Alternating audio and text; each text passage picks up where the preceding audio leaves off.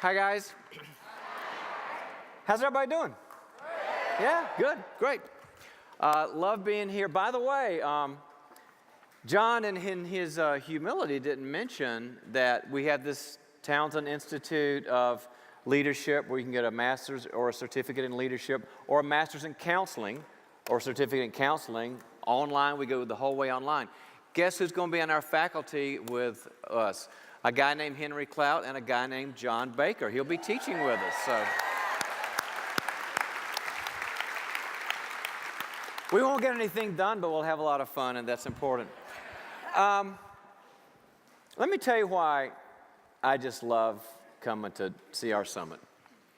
Most of my work is done with leaders. And leaders have various responsibilities and tasks and mission, as everybody here does. But there's two kinds of leaders. There's hard leaders and there's easy leaders. Now, hard leaders are like a lot of the ones that I encounter in the corporate world and CEOs and people working, for various organizations. And a lot of times the hard leader is the person who has no idea how screwed up he is. No idea. So most of my job is to show them how screwed up they are. And then there's easy leaders. And they're the ones that want to lead and change, but they're very clear about how massively screwed up they are. And you're my favorite. You're my favorite. You get it. You understand you're called to lead. You understand you're screwed up. You understand that's what makes it safe. You understand God's process. That makes it easy. So thank you for what you do and what you are. I just believe you guys are family and you're changing the world, and it's wonderful to be here. Okay? So, by the way, if you're in here over the weekend, if you can stay a little bit longer, if you're already in Southern California, a good friend of mine is preaching here, Johnny Moore. And he's a guy you want to hear. Come to one of the services. He's a great guy, great friend. He's the millennial that you want to hear preach. He gets it. He understands the Bible. He has great content. He's a great person. He's got the right character. I just really encourage you to hear Johnny Moore. He'll be talking about the lives of Peter and Paul and what they have to do with us. Come hear Johnny Moore. Great, great guy. I thought I'd do something a little bit different this year. I want to kind of talk through part of my own testimony of recovery and give you some principles basically in the idea of who you spend your time with will determine your leadership. Who you spend your time with will determine your leadership and the fruit that you bear and the size of your ministry and the depth of your ministry and the transformations you see. Because this is a part of my story, and I'm going to come away, or you're going to come away, I hope, with 6 different categories of relationships, what I call the 6 C's, like C like in Charlie. I'd like for you to walk away with the 6 different categories of relationships, and here's what I'll bet you $1.95. You know I'm serious when I say $1.95. I'll bet you $1.95 that you're a lot like me, or the way I was, and that you're spending too much time in one of these categories and not enough time in another. And if we can switch this around, things will be much different. Here's my story. How many of you, I think I might have mentioned this a couple years ago, how many of you are aware that I had a condition a couple years ago called Bell's palsy? Do you remember Bell's palsy? Bell's palsy is a weird condition. It's when your face gets paralyzed. Half of your face gets paralyzed. And it's not contagious and it's not dangerous, it's just annoying. It comes actually from the chickenpox vaccine. We all had chickenpox as kids, and then not the vaccine, the virus. It comes from the virus, it goes away, but it doesn't die because it's still there, and it pops out sometimes in the thing called shingles. Anybody know what shingles is? Don't wish out of my worst enemy, But it also comes out in a weirder one called Bell's palsy. And I had a client come into my house a couple of years ago. He'd flown in to talk, and I woke up and my face wouldn't work. My left side of my face wouldn't work, and first thing you think of course, is stroke, right? So I'm doing the left-right stuff, and that was okay. I had no clue why I couldn't move this part of my face. left side. And fortunately, the guy that came to the door with my client, he owned a pharmacy company, so he understood medical issues. And he looked at me and he goes, get in the car, we're going to ER. I said, I hadn't had breakfast. He said, I don't care if you have breakfast. In the car. And they diagnosed me with Bell's palsy. And, well, long story short, the treatments went well and all this, and everything went fine. My kids were so compassionate. The one that John's talking about that went to Cheryl's school, maybe this is why he's such a mess, because no. The kid, he was in college at the time, and he walks in the door. It's about 5 o'clock in the afternoon, and I just can't move my face. And he looks and he goes, Harvey Dent, Batman.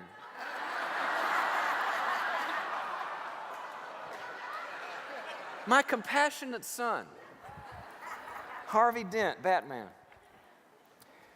So things got better, but basically I took this on a spiritual level because it's a weird thing. Why would it pop up? It's one of those random things. And I go, okay, there's something, Godward that I better pay attention to.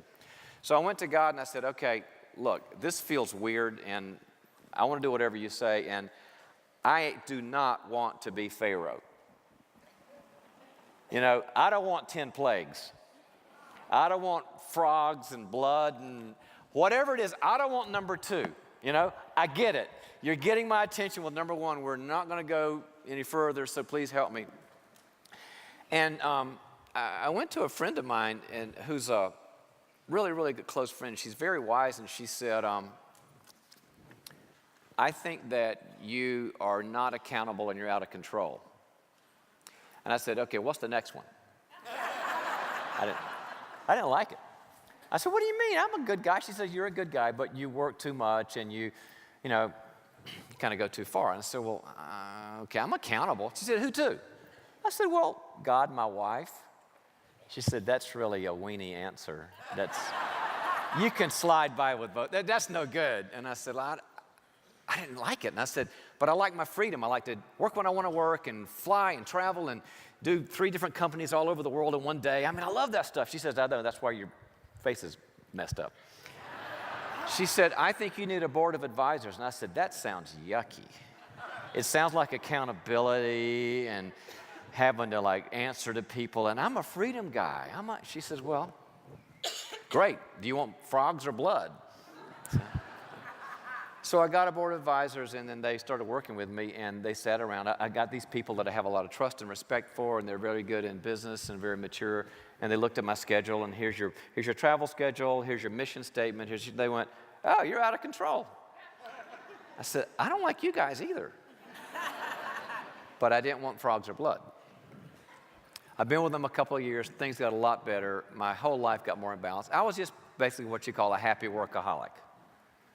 A happy workaholic doesn't work too hard because they're depressed or, their kids are on drugs or whatever. They work too much because they have a high threshold of pain.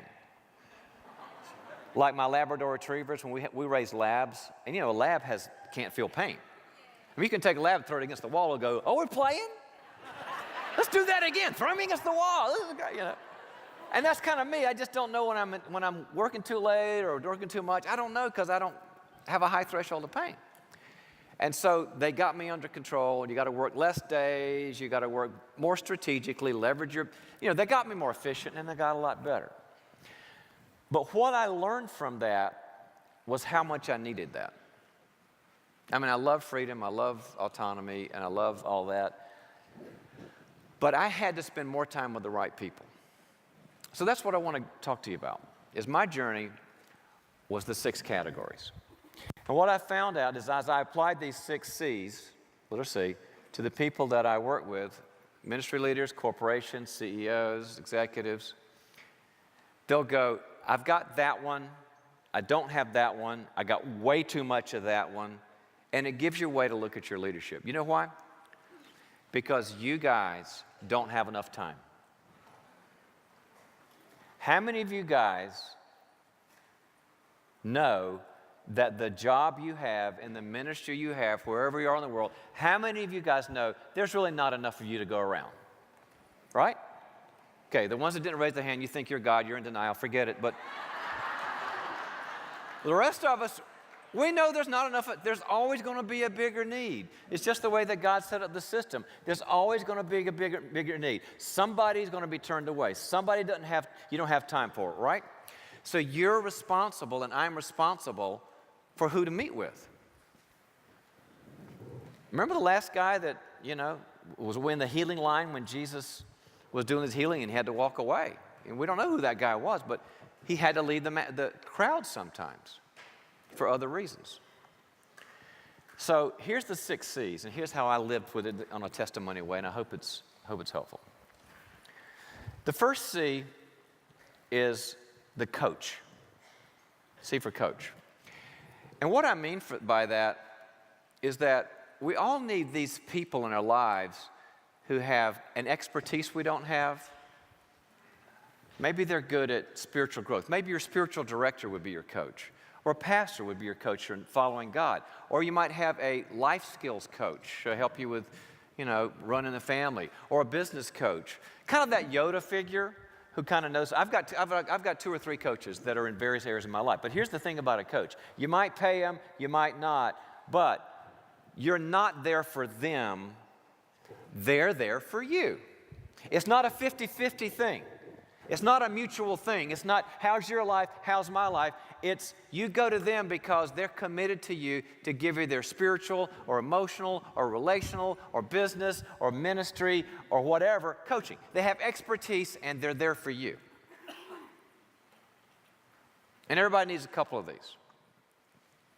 And when I call up my coach for my session and I say, we say hi and I say, how's the family? I don't really care. I do. I do mean it. How's the family? Tell me how the family is in 30 seconds. I really want to hear. But the rest of that hour is about who? It's about me. Because he or she is committed to me, and that's my coach figure. And what I found is how much I need, and I'm a coach, and that's what I do, to tell people how to do things. But I've always got to get somebody finding my blind spots and finding out where I'm struggling and finding out where I'm out of priority and I'm not thinking right or whatever. That's what they're there for. I was talking to Johnny Baker in the back, Johnny Cheryl's daughter. That one's not going to go away very quickly. That's in the Baker Townsend legacy, we'll hear about this one. He's a boy. And he and I were talking about how we tend to give some people the wrong amount of time. Like, have you ever noticed that the people who are the hardest to deal with and they blame the most and they don't want to take responsibility and they're kind of like these black holes and they don't do anything you say, they take more of your time. Let me rephrase that. We give them more of our time. We hand it over with a silver platter. And the ones that are, like the Bible says, that they're hungry and thirsty for righteousness, we put them on the back. And they love to take what we said and grow and change and find others and lead them to Jesus and groups. No, but we got Billy Blamer over here. Your coach will help you with that and say, let's look at your relationships. Wow, you're giving way too much time over here to a blamer.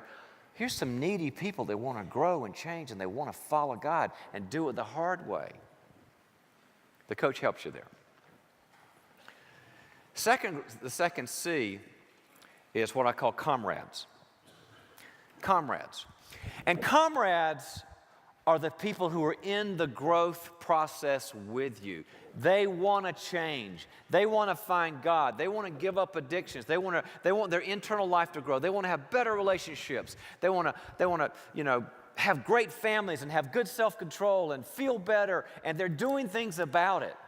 They're kind of comrades in arms in the Christian recovery movement. And comrades are great because you support them and they support you. I have what I call, when I lead my groups, I have a requirement that everybody's got to have a thing called a life team. And a life team is, I think it's somewhere between 3 and 7 people that are on your speed dial, right? So that when you've got that 3 a.m. call to make, when things are going psychotic, and you don't know what to do, and either somebody in your life is upside down or you're upside down, you hit that speed dial and they'll say, okay, let's talk. How many of you have a 3 a.m. friend? Do you appreciate them? I don't know if I'd even be standing up without my 3 a.m. friends. I mean, I got emotional thinking about it. That's your life team. Those are your comrades. And they're mutual. So they're growing in some area, life, ministry, family, money, spiritual growth, business, and you're growing, and you're kind of like challenging each other and comforting each other. It's great to have them around. And when I see the call at 3 a.m. from my life team member, I drop everything because we take a bullet for each other. Now, the cool thing about a life team member is that it's kind of 50-50. Sometimes that lunch at Starbucks is about you. And sometimes it's about them, and sometimes it's kind of half and half. You can't be very anal retentive about the lunch. You can't go, maybe you got an hour, and if they go 30 minutes about their kid struggle and their wife struggle and their husband struggle, and you go, yeah, it's really tough. Anyway, about me. Yeah, really, I'll be praying for you. Anyway, I want to talk to you about something. No, it's not like that. It's much more organic. You just kind of, if somebody's in a crisis, it's their time, right? But when it's your crisis, it's your time. That's how the body of Christ works, when we give each other grace and truth. So the comrades are great. Now, your comrades don't have to know each other. I mean, I'd love for them to all be in the same men's group, women's group, couples group, or whatever, but it's very rare in my experience to find people with that kind of chemistry. Mine are all over the country. I've got one on the East Coast, a couple in the Midwest, a bunch here on the West Coast. Some of them know each other, some don't. I don't care.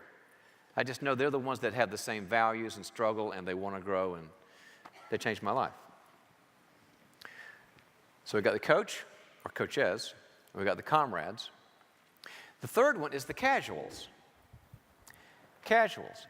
And casuals are just nice folks. Maybe your neighbor or somebody you kind of know a little bit at church, or maybe somebody you know from your kid's soccer team or whatever, and you don't know them really well, but they're nice to go out and, I don't know, have a burger with, see a movie with, kind of a dinner and a movie friend. And they're great because they're good to pass the time with, and they're nice people, but you really can't go really deep because you don't have that kind of relationship, and they may not be into growth either. You guys ever tried to have a growth conversation with somebody who wasn't into growth? It's weird.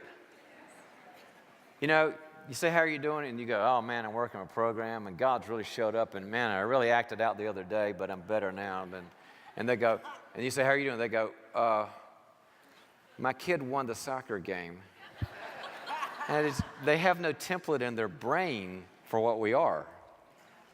Here's the cool thing, though. God made them hungry for that at some level. You realize that they're dying for this? They don't know they're dying for this, but they're dying for this. And that's why sometimes you have these conversations with a casual, and you'll just kind of get vulnerable a bit and say, sometimes I struggle in life or marriage, or I've had some struggles with habits or addictions. And a casual will go, what? And I've had this happen. I say, yeah, and they'll say, really? Tell me some more about that. And you go, well, I found out that, I'm a Christian, but I also found that people struggle. I found some help and celebrate recovery. And they'll go, are you kidding me? This kind of exists? And you'll start to see, sometimes they'll start crying. Like they'd never known that they could be real and transparent and vulnerable and broken, and it was okay, and that there were structures like this for it, and all of a sudden they're signing on. I look at the casual as it's a drafting pool for comrades. The draft pool like in the NFL? It's a draft pool. You kind of check them out and you take a few risks. And some of them will go, oh, recovery. Yeah, I'd like to recover more water in my pipes. Well, then we'll go see a movie. But sometimes you'll feel that hunger and they'll want to know more, and they become a comrade.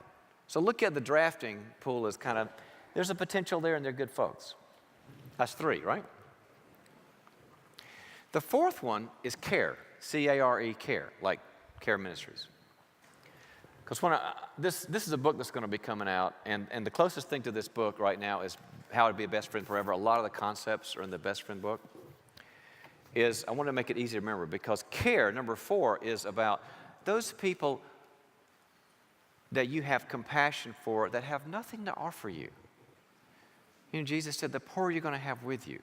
Maybe people that have a mental illness, or maybe people that are in domestic violence shelter, or maybe, some people in a village in Africa that are just without anything, or someone who's in poverty, or someone who needs mentoring because maybe they're an emerging leader and you want to help them. Maybe they're a young CR leader, you want to help them. But they've got nothing to offer you, but you're pouring into them.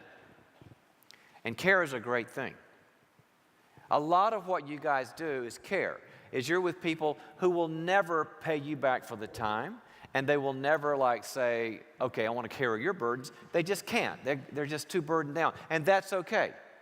Because what's kind of cool about this is when you look at the neuroscience, the happiest people in the world are the ones that are caring for somebody. If you're caring for somebody that has nothing to offer you, it feels good. It's sort of like Prozac. That's right, I'm talking to a drug crowd here. I forgot that. People are saying, okay, where do I get this? Your endorphins build up, you feel happy, you feel like you're making a difference. Because God made us that way. He wanted to reinforce care, so He made it feel good to care. So everybody's got to have some care relationships. So now we've got the coach, we got the comrades, we got the casuals, we got the care. Then you got the chronic, C-H-R-O-N. Okay. John, they know where we're going. The chronics. And God bless the chronics. God bless them, because only He could love them. And the chronics are sort of that blamey, whiny, won't take responsibility, victim forever, don't do anything you say. And God bless them, they're just a black hole of blame. And I understand. I've got some chronic. We've all got everything. I have some chronic to me too. Sometimes I whine. But that's kind of all they do. I remember before I figured this out, I speak a lot, and I was speaking at this one church every week for a couple of years. And there's a little line afterwards, and you answer questions, and people have problems and stuff. And so there was a line here, and this guy came up to me. He said, I got a really problem with my wife and my kids. And I said, well, here's 3 homework assignments. Do these. They aren't easy to do, but they'll fix it. Great. So I came up the next week. He's in line again. I thought, great, he's got some new problems. Different, fresh problems. So I said, hi, nice to see you. I said, how's it going? He said, good. I want you to help me with my wife and my kids. I said, didn't I see you last week? He goes, yeah. I said, did you ask me the same question? He goes, yeah. I said, do you remember the 3 homework assignments I gave you? He goes, yeah. I said, did you do them? He goes, no.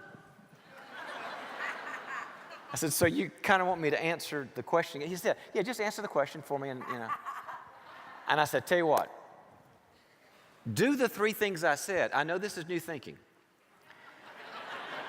Do the 3 things I said and come back next week. Next in line. Never saw him again. I think he went to Henry Cloud after that, so.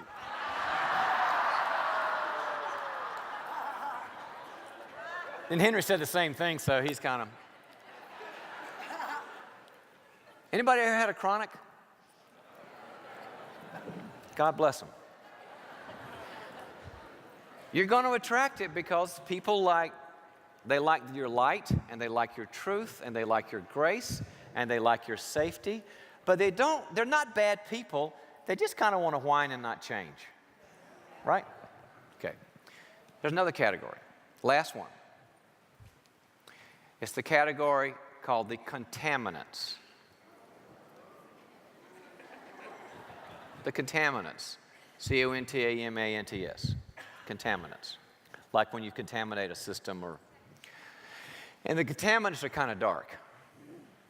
They're toxic, they're judging, they're destructive, they're controlling, they kind of destroy lives. They're not good people. See, a chronic is sort of clueless. A contaminant kind of knows what they're doing. And the Bible talks about that in terms of people's character.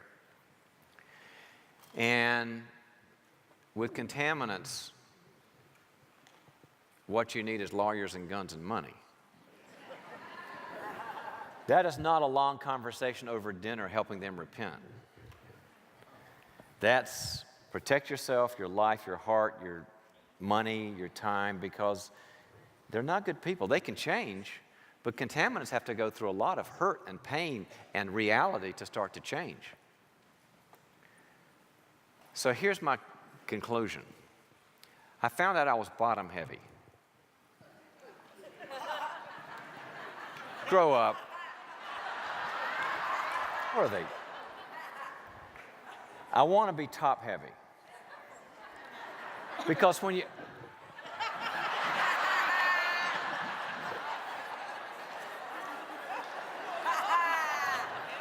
So 2015 is adolescent humor year. Okay, I'll remember that. I got it. I love it.